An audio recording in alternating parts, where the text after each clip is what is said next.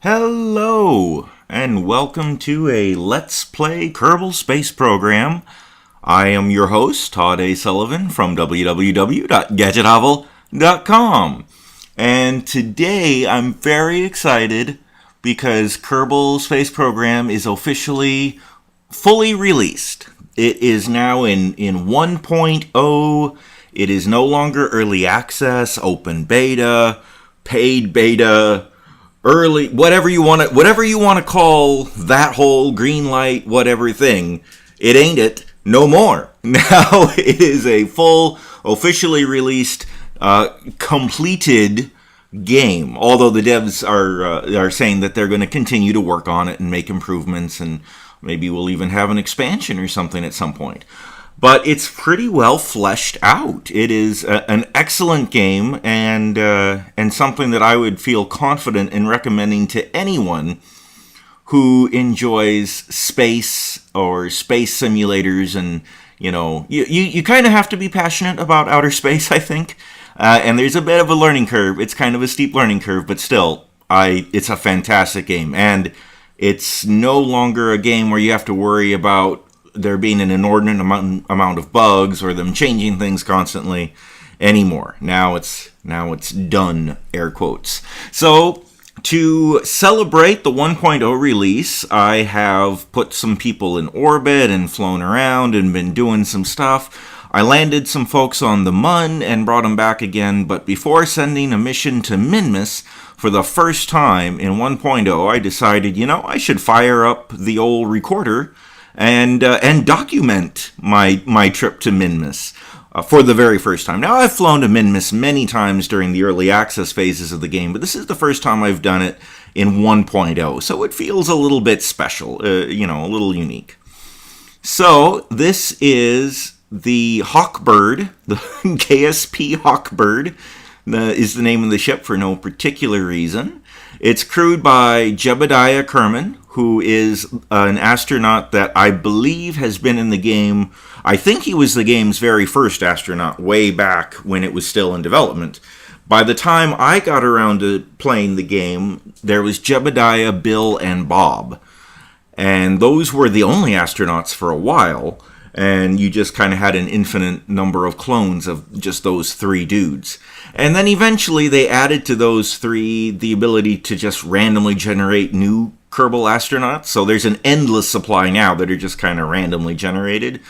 But one of the things they did just prior to 1.0 is they finally introduced girl astronauts.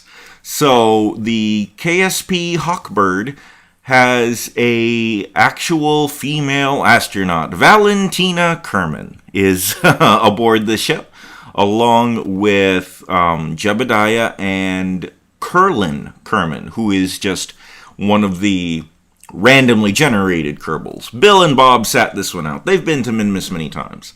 So, whatever. Jebediah wanted to show the new people around, So that's what's going on here. Although Valentina and Curlin are in the two pilot seats, Jebediah is sitting in the back. So he's a good teacher. He's a good instructor. He's letting the new guy and the new woman drive the ship. He's there so that he can jump in if they make a mistake or if they have questions. But he's letting the two new people do the heavy lifting so that they can really get a feel for how to do it and get their feet wet and everything.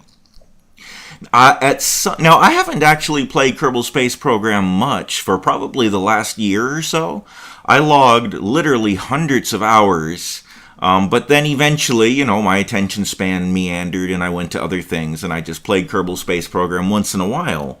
And so the full 1.0 release has been, I've really gotten back into it and been playing it a lot now. It's kind of a big a draw to get me back into the game. But it means that I'm not super up to date on the things that have changed in the last year. And one of the things that must have changed is Minmus's orbit.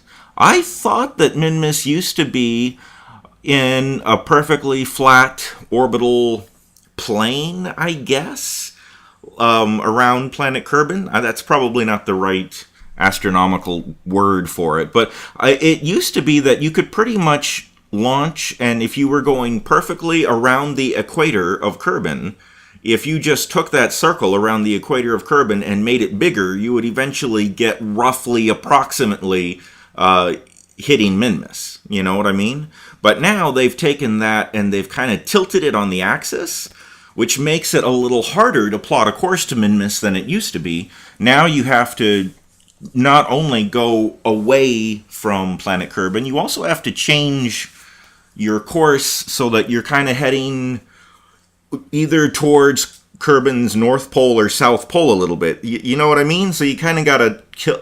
Instead of just adjusting your heading in one dimension, you have to adjust it in 2 dimensions, if that makes sense. Well, I guess instead of adjusting it in 2 dimensions, you have to adjust it in all 3 dimensions, because you have to modify where you're going on, like, the y-axis. Anyway, all I'm saying is they changed Minmus's orbit at some point to make it a little bit callywampus compared to the Mun and Kerbin, and it made it just a little harder for me to navigate a course there. However, managed to get that done, and we flew out to Minmus, and it's pretty easy. You know, once you get captured by Minmus's gravity, you just kill your velocity until Minmus, you know, pulls you into it, and what you see right here is our final approach to land on the surface of Minmus.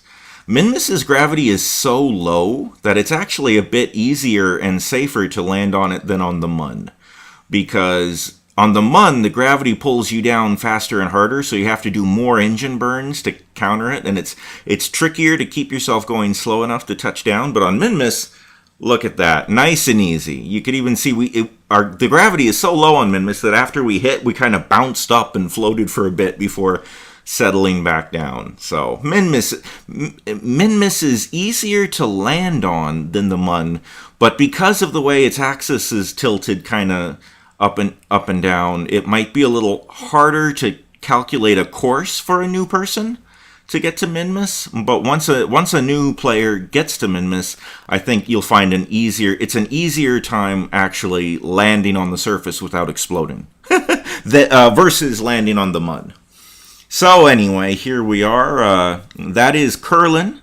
After we went... The thing is, Valentina and Jebediah are like named regular stock Kerbals. Like every game of Kerbal Space Program you play, you're going to get Jebediah, Valentina, Bill, and Bob Kerman. And at least unless they die. There's Valentina right here. This was her first time flying around in Minmus's low gravity, so she was having fun. You know, you can simulate low gravity or zero gravity in swimming pools and with all kinds of pulleys and ropes and things, but nothing prepares you for the reality of zero gravity or low gravity. So they're having fun. But yeah, we made Curlin go out on Minmus's surface first, because as the randomly generated Kerbal, he was kind of the red shirt. So it's like, make the red shirt go first. Here we have some more just messing around in zero gravity. Valentina is enjoying how high you can jump and float around. This is the thing about her character. She is like Jebediah. She will always smile and be excited and having fun, no matter how dangerous the situation is. Bill, Bob, and the randoms will have facial expressions of fear, terror, sadness when things are exploding or they're going very fast and it looks dangerous. They all get scared. Jebediah and Valentina, though, are thrill seekers. They're brave, courageous, and not only are they brave in the face of possible death, they enjoy the thrill, the adventure. So they're what the Kerbal developers call badass. I think there's literally a switch somewhere in the code called badass that is either set to a 1 or a 0 when they create these characters. And that, I guess, makes them just never be afraid and subsequently be super awesome as far as astronauts go. So anyway, they've all eventually gotten back on the ship. You know, they planted a flag, they played in zero gravity. I'm playing in sandbox mode, so there's no science to gather or anything. So they, you plant your flag, you walk around, you jump, you do somersaults in zero gravity, maybe you hit a golf ball around. And if you're not playing in science mode, that's about it. It's time to come home. So here we are using the Hawkbird. You'll notice I even set it up so that some of the gas tanks would be dropped after launching from Minmus. Those gas tanks I mostly put on the outside of the ship so that the landing legs could be spread further apart. This was a really difficult module to get it to sit on the surface of planet Kerbin without tipping over during my tests because it's kind of top heavy, and even more so by the time it lands on Minmus and has used up some of its gas, so the gas tank is more empty. But so anyway, the extra fuel ended up being useful. Those extra 3 fuel tanks ended up being, well, maybe not really, because I think at this point, as I'm coming home, I still have some fuel. As I'm doing the voiceover, I don't see the fuel for what's in there, that last stage or not. Anyway, but that's what that was for. One of the things they've added in 1.0 is re-entry actually generates heat and can cause your ship to blow up. During most of the early access, this fiery orange glow was just decoration. It didn't actually do anything, but now it does heat up your parts and things can explode. So I have a heat shield on this capsule, but there's something else stuck between the heat shield and the atmosphere here, and there we go. So it must have been a fairing or something, but anyway, that finally blew up under the heat, and now the heat is hitting the actual heat shield. The ablation panels, ablation armor, is slowly melting off, which is what it's supposed to do. That's what the heat shield is for. And so there won't be any more explosions from now on. But it makes actually having the heating effects caused by high velocities in the atmosphere makes re-entry and landing a lot harder than it used to be. The landing on a planet with an atmosphere like planet Kerbin used to be super easy, because you would just put on some parachutes and you were pretty much good to go. But now, if you go through the atmosphere too fast or without a heat shield, the whole ship can blow up. So it really kind of ramps up the difficulty from where it was during the early access at certain points. Okay, well, there was one little explosion when we actually touched down, but that's okay. Anyway, here are our brave astronauts. That's Valentina. And let's see, who's next? They kind of all look alike. I think Curlin came out next, and I think Jebediah came out last. Although that smile, I don't know, that looks like Jeb. That looks like how Jebediah smiles. Let's see what this guy's face looks like. How does this guy smile? Come on. Well, he looks happy too, so he could be Jeb. I don't know. Anyway, all 3 of them made it to Minmus and back again for the first time ever in 1.0. Hooray!